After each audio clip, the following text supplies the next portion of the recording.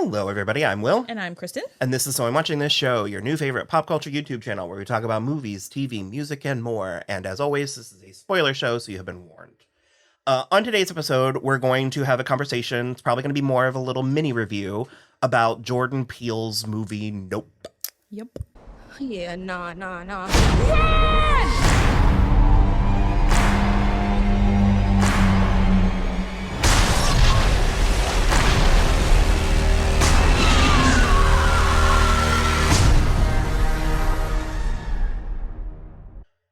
I wanted to do this because I watched it. I was spending the last couple days, weeks, trying to watch some of the movies that I hadn't seen that I wanted to.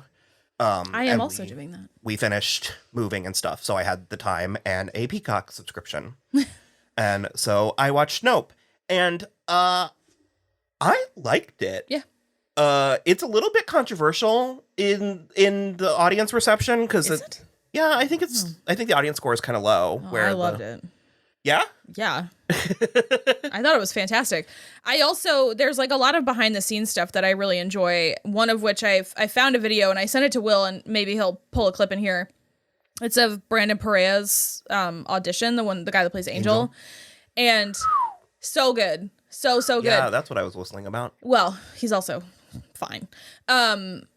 But he auditioned for the role, like, with Jordan Peele. And Jordan Peele, there's, like, a video of it, and he's like... I think that your take is really good, and it really changes I'd have to change the entire script, basically. I think to kind of accommodate that thing, so I really like it, so I'm going to change the entire script. Fuck yeah. Yeah, you got it. You got the role. Oh, wait, what? Yeah, we're doing it, man. Oh my gosh, yo. You fucking got it. Dude.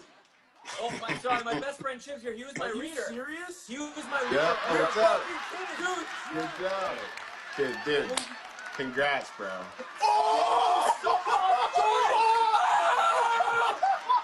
Because he came in with a take that was like totally different. He did not have as big a role as he does in the movie.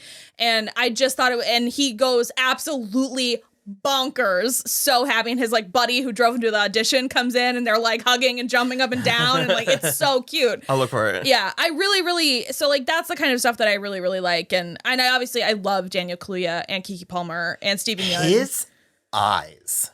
Daniel Kaluuya. He has these sort of solemn eyes, just sort of naturally. Yeah. But then he does things with them. And this character, what? The thing that I said when we were watching this movie is I was like, Daniel Kaluuya has this quality where it seems like he's not doing anything, but in reality, he's doing so much.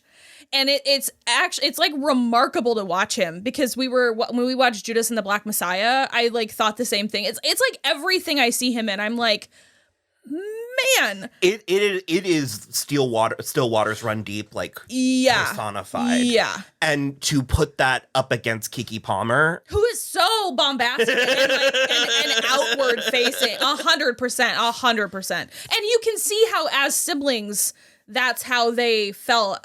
Like out, like I get it. It makes sense. What I liked about this movie is how weird it was. I could have never predicted this is what it would have been, and I think that's where the disconnect that I mentioned at the top of the episode was coming from, is because mainstream horror audiences want to know what they're getting. Yeah, and this movie does not do that, as evidenced by the opening scene. Holy shit. And I've been dying to talk to you about this because you don't fuck with monkeys. And I think it's funny. Because it's inspired by an actual event that went down about 10 or 12 years ago. The woman who was attacked by the monkey. Yeah. And I was obsessed with it when it was happening because this was at peak TMZ. Perez Hilton, and I listened to the call and everything. And I just there's this bit that I cannot find, but I'm gonna go into it right now. It's Kevin Nealon on Ellen, and I forget how he gets there, but he's talking about how nothing's safe. And like the only place that he can be is in the surf of the ocean, because he keeps saying that because if you're too far on land, the monkeys are there. And he keeps pantomiming it like this. And Ellen goes, wait, is the monkey on a tricycle? And he's like, yes, that's how they travel. Of course. But if you get too far into the ocean, that's where the sharks are. Yeah. So you have to just stay in the surf. Like, oh, man. And that is seared in my mind every time we're dealing with something like this. But it's so shocking and horrific in general, the notion of that attack. And to open this movie with it, I was like, what the fuck? Yeah. Does this have anything to do with? And the way that the movie is able to earn it, I was kind of marveled. Yeah. I was kind of like, because I kept waiting to be confused, and I definitely didn't have clarity, but I was like, no, I'm getting it. No, I get it, yeah. Like, you don't fuck with nature. Like, you don't fuck with animals. And then the Hollywood parable was really interesting. Yeah. And it's sort of like, I think Jordan Peele is such an interesting creator, auteur at the moment, because it's like, I don't know what he's going to do next. Which I love. I love that about him. We're 3 in. Yeah. And I'm not really seeing a pattern other than it's things he's probably encountered in his life and his journey through Hollywood. But it's like, you know, the way artists go about information is very, very, very interesting. I wouldn't have predicted that he was like, I'm going to write an opus about respect for nature and the Hollywood machine, and it's going to be about aliens. Yeah. And it worked, and the ways in which it's funny, the ways in which it's scary, it's the cloud thing is genuinely chilling. Oh yeah. It's chilling in the same way that like Richard Dreyfuss carving the Devil's Tower out of mashed potatoes is chilling. Like they're the same. Like I was driving and I looked to the right and there was a cloud and I was like, oh God. And I really appreciate how much it tells you and how much it doesn't. Because you do sort of watch this movie like, what does that mean? Yeah. I'm going to compare this, and this is, in my opinion, higher brow, but it's very much akin to Signs for me. Oh, I see that. Especially the scene in the barn with the kids pranking him.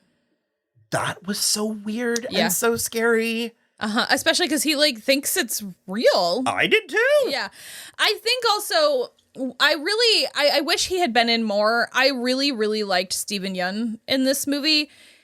In the first place, he's just fantastic. But the other thing too that the like messaging of his character is really fascinating to me because he survived this attack. That he didn't understand the moral of his own story. As a child, and then went on to exploit another living creature for his own gain is sort of like miraculously out of touch.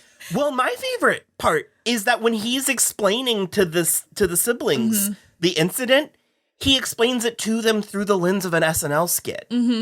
Like he wasn't there. He watched it firsthand, but his touch point connection to it was the media hype around it. Yeah. It's wild. I was just like... Well, also, when I was watching it with my husband, he was like, SNL would never do that skit where, like... 90s SNL? I mean, but, like, they died. Like, 5 cast members of, like, a must-see TV show died. I don't think they do. That's in very bad taste. I don't love that poor girl. Yeah. her fate. However, it is a horror film. Yeah. I mean, I guess, and I mean, multiple horses are eaten in this movie, so that's sad. But I don't know, there was something just really very fascinatingly macabre about the whole thing. And like, you don't fully understand what's happening because there's that scene of all of the people from the rodeo up in it, basically being digested, but you don't realize that's what's happening until after the fact. And I really like the notion when it drops out all of the like blood, detritus and stuff. But I really love the notion of showing your audience something mind-numbingly horrific, but without the context to know that it's mind-numbingly horrific what they're watching. 100%. I think that was, and it really, it's a thinker. It really gets in and under your skin. I think Kiki is fantastic. I love that. What is it, Akira? That anime where she did the like motorcycle spin out. That's an homage to a thing. I loved that grizzled cinematographer, the dog like this. I don't know. It was just so weird. It was so atmospheric. And I just sort of wanted to spend more time in it, even though it was awful.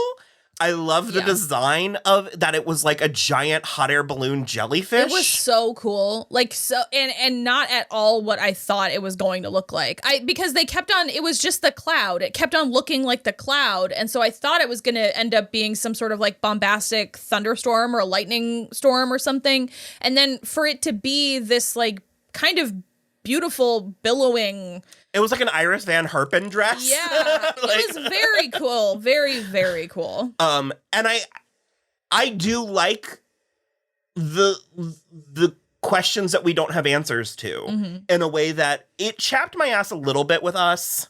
I wanted a little bit more from that. But with this, so I when it was over, I was like, so is it only one, or are there more of these? And are they natural, or are they extraterrestrial? Yeah. It was very cool. I think Hollywood should just give Jordan Peele money to do whatever he wants for the rest of his life. I think even when, because like Us, like you said, it didn't 100% work for me just because, and I think maybe it wasn't supposed to, maybe it's not for us, and that's fine. But it's like, even when it doesn't fully work for me, I'm still so enraptured by what he's doing. There were so many moments in the movie that like were so good. The performances. Ophelia, call the police.